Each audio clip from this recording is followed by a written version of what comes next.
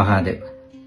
మేము తరచూ వింటూ ఉంటాం, లోకంలో చాలా మంది జనాలు, 100% మంది జనాలు మేమేం పని చేసినా అది అవ్వట్లేదు, చాలా కష్టపడుతున్నాం, కష్టానికి తగ్గ ఫలితం దక్కట్లేదు, ఇక ఏం చేసినా కూడా నిష్ప్రయోజనం అవుతుంది అని చాలా మంది బాధపడుతూ ఉంటారు.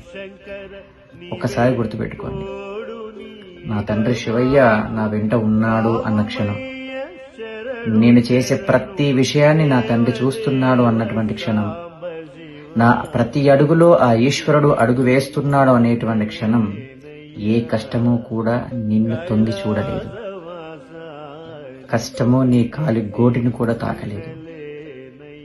చేయాల్సిందల్లా ఈశ్వరుడు నీ వెంట ఉన్నాడు అనేటువంటి ఆలోచనను గట్టిగా చేసుకోవడం.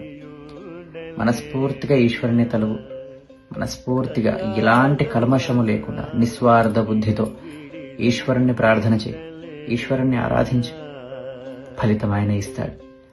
ఆయన ఉన్నంత వరకు